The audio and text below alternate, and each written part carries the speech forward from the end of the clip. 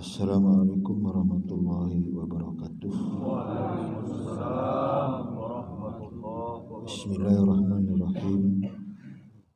Wassalatu wassalamu ala asyrafil anbiya'i wal mursalin wa ala alihi wa sahbihi ajma'in, amma ba'du. Kepada Bapak Pembina, Bapak penasehat, pengurus yayasan, pengurus perguruan, tingkatnya kepada Bapak, Ibu para hadirin jamaah perguruan Thoriq Haq Naksabandi rahimakumullah. Puji dan syukur kita aturkan kepada Allah Subhanahu wa taala atas limpah rahmat, taufik dan hidayahnya kepada kita semua, sehingga pada kesempatan yang berbahagia ini hadir di majelis zikir perguruan Haq Naksabandi dalam keadaan sehat walafiat serta dapat melaksanakan rutinitas kita, kewajiban kita. Tentunya kita berharap moga-moga segala amal ibadah kita ini senantiasa mendapatkan rahmat dan ridhonya. Amin ya rabbal alamin. Salawat dan salam kepada junjungan alam, junjungan Nabi besar Muhammad sallallahu alaihi wasallam. Allahumma shalli ala Sayyidina Muhammad wa ala alihi. Atas bimbingannya, petunjuknya, syafaatnya kita harapkan moga-moga kita dapat mentaatinya. Amin ya rabbal alamin. Alhamdulillah wa syukurillah wa nikmat Allah, la hawla wa la quwwata illa billah. Bahwasanya kita dalam mempertahankan hidayah dari Allah ini memang membutuhkan satu kesabaran, membutuhkan satu kesungguhan di dalamnya, sehingga hidayah ini selalu kita peroleh ya, dalam setiap waktu, setiap saat. Yahdillah li nurihi may yasha. Allah memberikan hidayah kepada siapa yang Allah hendaki. Tentu apa yang harus kita lakukan sehingga Allah menghendaki memberikan kepada kita nurnya, hidayah kepada kita, tentu adalah dalam tetap dalam iman kita dan tetap dalam istiqomah, menjalankan perintah-perintahnya, menjalankan petunjuk yang sudah kita terima atau yang sudah kita imani. Itu sebabnya kita selalu memberikan satu himbauan, nasihat, wejangan untuk bertekun diri untuk terus menerus dalam perjuangan kita sampai akhir hayat kita. Karena merasa bahwa kita sudah banyak kita berbuat, beribadah, berzikir, karena kita tidak tahu zikir yang mana yang Allah terima dan zikir yang mana yang Allah tolak, dan zikir mana yang paling berkualitas, yang paling kuat, paling punya makna, atau yang kita yang diberikan satu yang berkualitas. Jadi setiap amaliyah ini punya kualitas, punya waktu-waktu, dan punya dia ya perbedaan-perbedaan. Itu sebabnya kenapa kita disuruh ya selalu membangun halqah, membangun satu salat qiyamul lail, salat berjamaah, karena di mana di salah satu ibadah-ibadah ini ada keutamaan-keutamaannya. Itulah sebabnya kita ada diperintah demikian.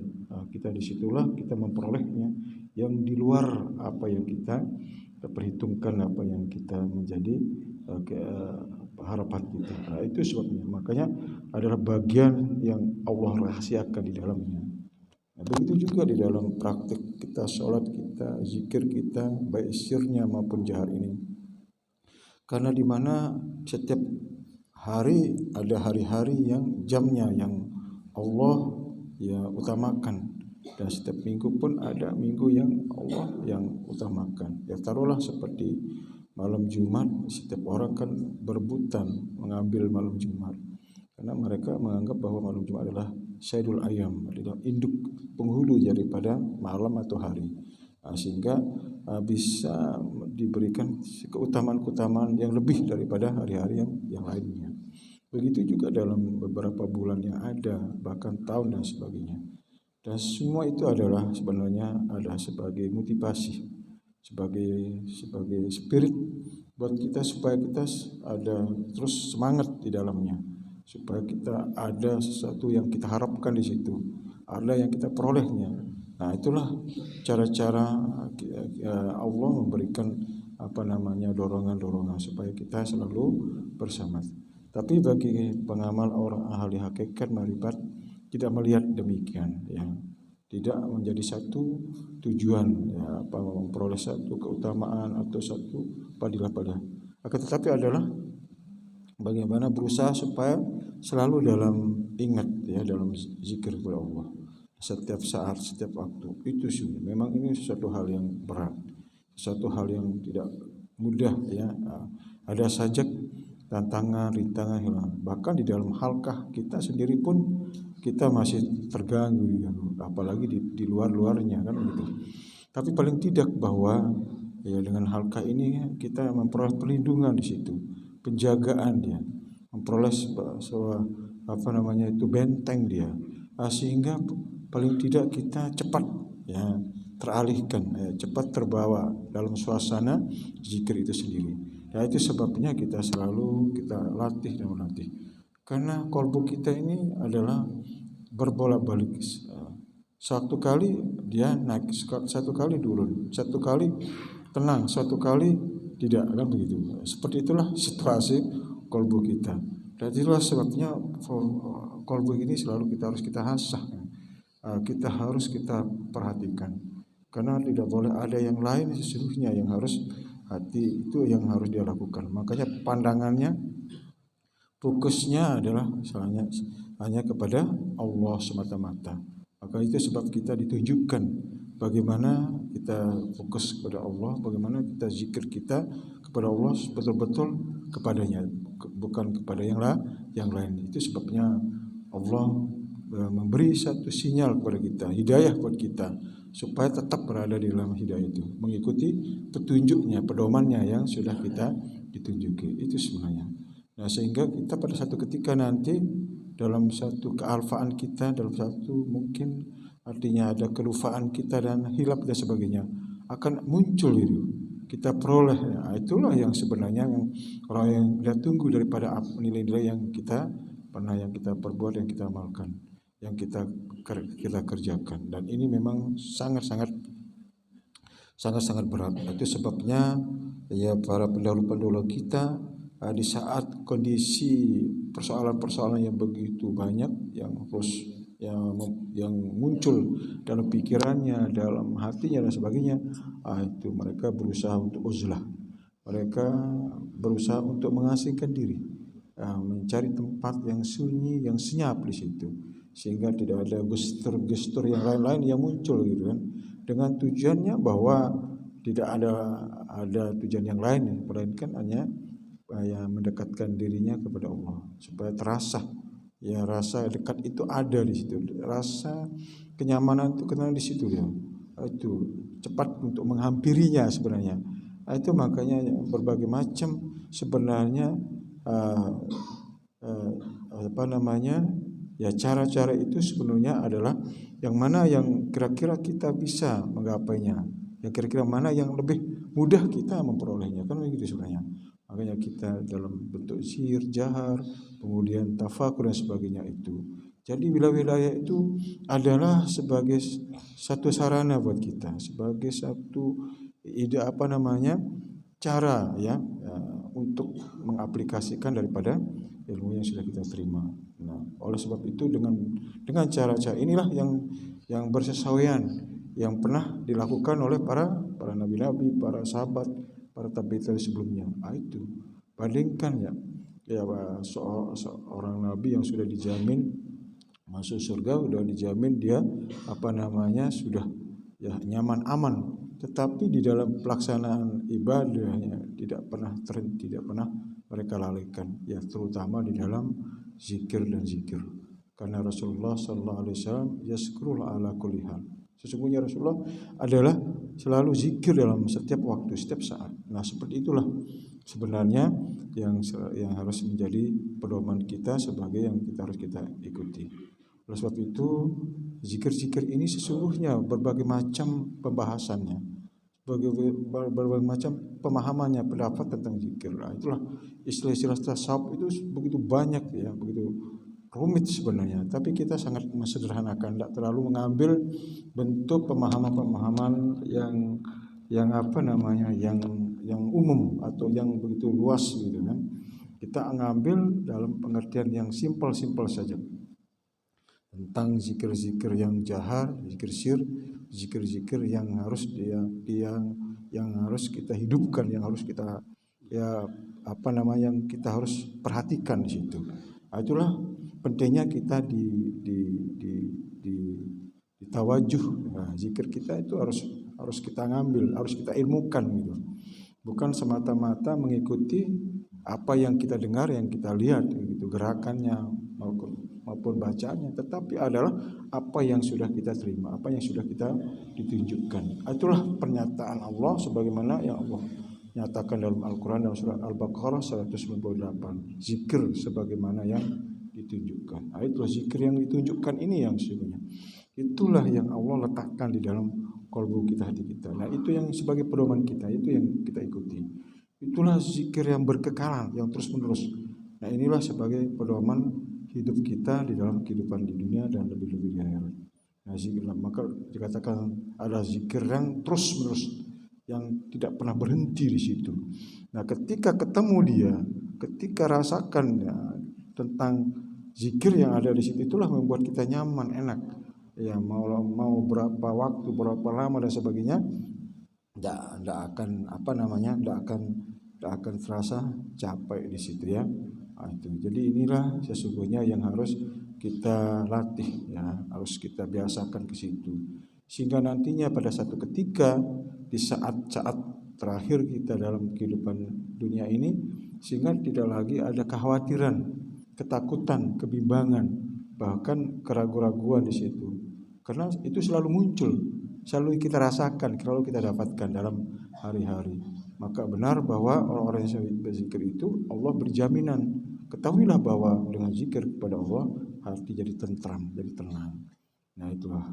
Jadi itu menjadi satu pedoman kita, jadi amalan yang khusus kita, yang khas, yang kita nggak mau pakai yang lain-lain kan begitu. Jadi zikir kita ini memang menjadi satu persoalan bagi saudara-saudara kita yang lain. Dianggap adalah zikir kita setengah, sepotong, bahkan zikir ini malah dianggap keras gitu. Tetapi tidak tahu apa maknanya, apa yang kita peroleh dalam pelaksanaan zikir seperti itu. Ya pernah dicoba dengan cara-cara yang umum, yang biasa, tidak terasa gitu. Tidak ada kelezatan di dalamnya kan begitu kan. Itulah makanya dengan hentakan-hentakan itulah yang membawa, artinya suasana zikir itu menjadi tenang, aman. Nah, ada sesuatu hal yang berbeda di situ.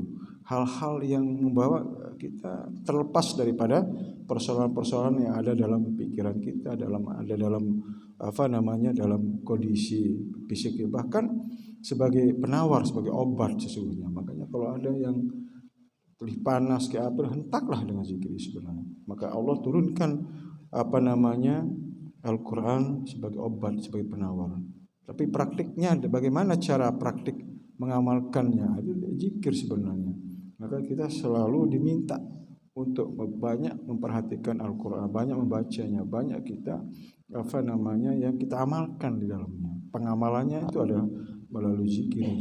Itu sebenarnya final sebenarnya. Jadi apapun di dalam segala perintah-perintah Allah, dalam ibadah-ibadah apapun, itu tidak terlepas daripada zikir di dalamnya. Itu sebabnya kita dibimbing untuk sampai ke wilayah zikir, untuk merasakan di situ, untuk ada pencapaian-pencapaiannya. Makanya kenapa dua hal ini yang berbeda harus saling mendukung. Kadang-kadang kita sudah mendapatkan petunjuk tapi hidayahnya belum. Ada orang dapat hidayah tapi petunjuknya yang belum. Kan gitu kan? Ibarat dia dapatkan apa namanya rasa, baru dia dapat wujudnya. Tapi orang dapat wujudnya tapi rasanya yang belum dia dapatkan. Kan begitu kan? Nah, itulah dalam bahasa-bahasa ahli hakikat seperti itu. Artinya dapat barangnya tetapi rasanya yang belum kita dapatkan. Orang dapat rasanya dulu, tapi mana dia yang punya rasa kan itu. Itulah perumpamaan antara hidayah dengan petunjuk. Makanya ya Allah, tunjukilah kami jalan yang lurus. Di satu sisi Allah memberikan hidayah kepada siapa yang Allah hendaki. Nah itu. Jadi dua hal ini yang memang harus ada di sini ya. Sehingga kita ketika dapat hidayah ada pedomannya. Tidak dapat pedoman, kita dapatkan hidayah dari Allah. Artinya sehingga membuat kita menjalankan petunjuk itu menjadi tenang, aman, nikmat. Karena ada hidayah dari Allah. Itulah milik Allah. Allah berikan hidayah kepada siapa yang Allah hendaki. Apa itu adalah nurnya, yang nur ilahi, nur yang dari Allah. Makanya setiap orang akan memperoleh itu sesungguhnya sepanjang dia bertekun diri dalam mengamalkan petunjuknya. Selalu di dalam iman, di dalam amal, di dalam beristiqomah di situ muncul itu. Itu sebenarnya. Nah, itu sebabnya kita persoalan-persoalan apa yang kita sudah peroleh ini tinggal kita menekuninya. Kalau memang ada persoalan-persoalan yang memang ada sesuatu hal yang ganjil yang belum dipahami, belum kita mengerti, perlu ditanyakan, perlu disusikan apa maksudnya. Karena kalau kita menyimpulkan sendiri-sendiri nanti kekhawatiran nanti kita belokkan kepada hal-hal kepentingan kita atau keinginan kita semata-mata tanpa ada hujah, tanpa ada dalil-dalil yang memberi suatu penjelasan tentang apa yang kita peroleh. Karena tidak boleh bertentangan dengan dalil-dalil akli dan maupun dalil nakli sebenarnya. Memang walaupun ada sesuatu hal yang ganjil di situ, tetapi itu tentu tetap ada suatu penjelasan yang bersesuaian dengan keilmuan yang mereka tempuh, yang mereka ilmukan atau yang mereka amalkan. Maka di sana derajat-derajat seseorang itu di situ kita bisa ukur di situ daripada apa yang Allah berikan kepada mereka.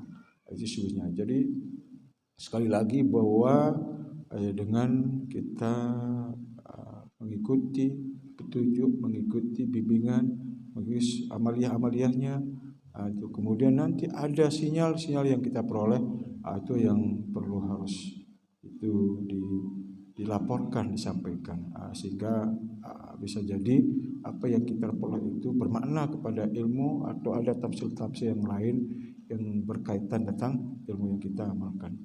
Karena wilayah-wilayah yang harus kita capai ini masih belum, ya, masih wilayah-wilayahnya itulah yang sesungguhnya yang Allah perlihatkan, Allah tampakkan, Allah berikan di situ. Nah, sehingga kita sendiri tidak tahu apa itu di mana itu. Makanya memberikan penjelasan seperti itu adalah di saat kita menduduki wilayah itu atau makomnya. Itu makanya kita jelaskan di saat kita pembaruan atau di saat kita bertawajuh supaya tidak berlainan, supaya dia tidak berbeda atau supaya nyambung daripada apa yang kita alami atau yang kita peroleh dalam spiritual itu sendiri. Itu sesungguhnya yang menjadi pedoman kita, sehingga kita tidak akan kekhawatiran di situ, tidak akan menjadi satu hal yang berbahaya. Nah itu, makanya banyak orang yang mengalami spiritual kerohanian atau tauhid itu sulit sekali untuk memahami, sulit sekali untuk bisa mengimaninya. Serba salah, dia kekhawatiran kan kalau diimani juga jadi berbahaya, tidak pun juga itu yang dimunculkan kan begitu. Nah itulah sebabnya kita diminta oleh Allah, tanyakanlah kepada ahlinya jika kamu tidak tahu kan gitu. Jadi ada bahasan-bahasan kerohanian ini memang sangat unik, rumit ya. Tetapi itulah yang membuat sesuatu yang rumit unik ini menjadi sesuatu yang berbeda. Itulah letak keistimewaannya, itulah letak perbedaannya, tepat keutamaan yang luar biasa, melebihi daripada ibadah-ibadah yang begitu banyak misalnya seperti sholat lail, puasa, haji dan sebagainya. Dan itulah yang disindir oleh Nabi dalam sebuah hadisnya, keutamaan kalian bukan karena banyaknya sholat, puasa, haji, akan tetapi ada sesuatu yang rahasia yang ada di dalam dada. Itu sesungguhnya. Nah begitu Allah munculkan itu rahasia itu, Allah perlihatkan itu, Allah berikan, wah itu yang luar biasa. Tetapi itu tidak terlepas daripada hak prerogatifnya Allah. Makanya hidayah itu adalah dari Allah, milik Allah, tetapi kita harus harus kita ya tanyakan atau kita pelajari atau kita harus harus kita perjuangkan di situ. Sehingga dengan apa yang Allah berikan kita bisa memahami. Karena untuk memperoleh istilahnya satu hidayah itu adalah berarti kita diberikan sinyal untuk itu. Apa makna dibalik hidayah itu? Nah, itulah akan diberikan bimbingan. Ada pedoman yang mereka harus menjadi pegangan mereka sehingga mereka tidak salah memahami daripada hidayah itu sendiri. Itu semuanya. Maka petunjuk dan hidayah adalah satu kesatuan yang tidak bisa terpisahkan. Petunjuknya aja ada, belum tentu hidayahnya. Ada sesuatu yang kita peroleh tetapi belum dapatkan. Nah, itu sebenarnya. Makanya kita harus bersabar di situ. Disitulah pentingnya kita di situ istiqomah sehingga Allah memunculkan suatu nurnya, cahayanya atau hidayah itu sendiri. Sehingga kita dapat merasakan dan tahu harus yang kita ikuti. Ternyata apa yang kita pedomani yang kita ikuti ternyata itu benar. Jadi sehingga itu menjadi kuat keyakinan kita karena hidayah yang Allah munculkan di dalam hati kita. Dan itu memang membutuhkan perjuangan untuk kita menjadi keimanan itu terjaga. Ya, keimanan itu jadi benar-benar kuat. Sebenarnya dari zaman-zaman kita anjurkan untuk mengikuti spiritual yang lebih khusus, misalnya seperti suluk misalnya, karena itu kita totalitas itu dalam semua diri kita, betul-betul kita berjuang di situ, ya benar-benar kita mengikutkan secara zahir dan batin kita untuk mencari rahmat dari Allah itu melalui tafakur atau melalui syukur sendiri. Dan perjuangan itulah yang sungguh luar biasa ya nilai-nilainya yang Allah berikan kepada orang si salik itu sendiri. Dan wajarlah mereka memperoleh hadiah dari Allah. Allah berikan hadiah-hadiah yang tidak diberikan kepada yang lain, kan begitu. Itu. Jadi kita kadang-kadang ketika kita suluk belum tentu di dalam suluknya kita dapatkan, tapi nanti di luar. Tapi itulah bentuk perjuangan kita dulu. Ibarat peluru cari rezeki, kita cari di sini, kadang-kadang di sananya dapat, bukan di tempat yang kita ibarat orang gali emas, pas tempat yang kita pikirkan kita dapat, kadang-kadang tidak di tempat yang lain, kan begitu. Tapi itulah harus melalui sebuah proses perjuangan itu sebenarnya. Dan itulah yang saya maksudkan bahwa ada sisi-sisi yang memang yang Allah rahasiakan di dalamnya, tetapi tentu kita tidak terlepas daripada ikhtiar perjuangan. Nah, itu jangan berputus asa. Mungkin dari zikir kita kali ini yang lebih nyaman, atau di tempat yang lain, atau di waktu-waktu yang lain. Tapi artinya yang penting kita selalu di dalam upaya itu, selalu berkonsentrasi, fokus di dalam kita berzikir sendiri. Itu ya.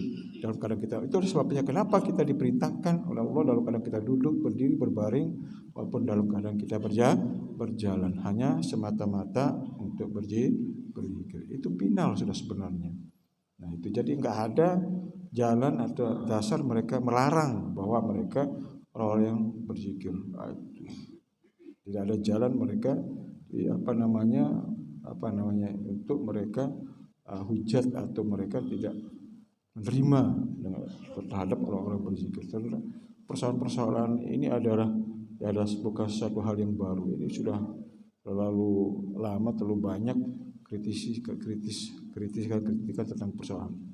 Karena membuat demikian adalah belum ngalamin aja sebenarnya, belum merasakan itu. Tapi kalau sudah menemukan nikmatnya, asiknya di situ, maka mereka tidak akan mau menukarnya dengan yang lain-lainnya, kan itu sesungguhnya. Makanya kalau kita tawarkan jamaah-jamaah pakai dengan cara-cara yang umum, mana mungkin dia.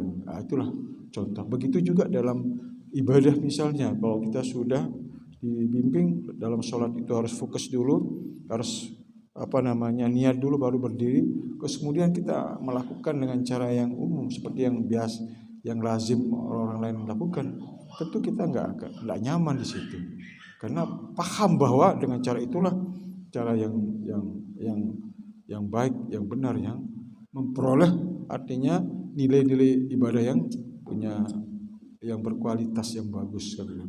Itu sebabnya. Makanya kita tinggal menawarkan saja. Kita tidak mau saling menyalahkan, saling memberi sebuah statement yang tidak baik. Nah, coba cara ini, coba. Ibarat kita nawarkan makanan ini, coba ini, rasakan ini, akan begitu sebenarnya.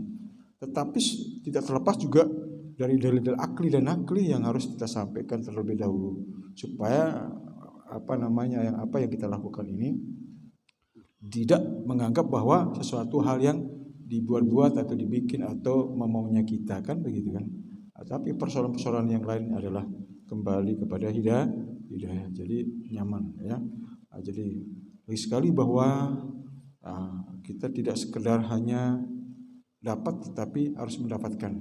Tidak sekedar kita ikut, tetapi betul-betul keikutan itu adalah tidak menjadi sesuatu yang sia-sia. Itu sebenarnya. Jadi apa yang kita lakukan ke hari ini menjadi nilai-nilai yang baik nanti di sisi Allah ketika kita nanti kembali, kita berhadap, kita dalam detik-detik terakhir itu, semua apa yang kita perjuangkan semua kita peroleh, semua diijabah, semua diterima oleh Allah Subhanahu wa taala. Itu yang penting ya, sehingga Allah menempatkan kita di tempat yang baik. Itulah dikatakan dengan husnul khatimah. Innal ladzina amanu wa amilus solihat kanat lahum jannatul firdausi khalidina fiha la yabghu anha hiwala. Sesungguhnya orang yang beriman dan orang yang beramal soleh, mereka berada di surga Firdaus, tempat tinggalnya, mereka kekal di dalamnya, dan sehingga dia tidak mau kembali dan tidak mau ke yang lain-lainnya. Selalu mereka merasa nyaman, aman di situ. Darilah artinya satu tempat tinggal yang abadi. Itulah yang semua orang rindukan, untuk memperoleh sebuah hadiah dari Allah yang berupa surga Firdaus. Tetapi itu tidak terlepas, jalannya adalah kita selalu dekat kepada Allah melalui memperbanyak zikir dan zikir. Moga-moga zikir kita ini mendapatkan rahmat dan ridhonya, sehingga tetap dalam iman dan istiqomah sampai akhir hayat kita. Demikian kurang lebihnya, mohon maaf. Wabillahi taufiq. Assalamualaikum warahmatullahi wabarakatuh.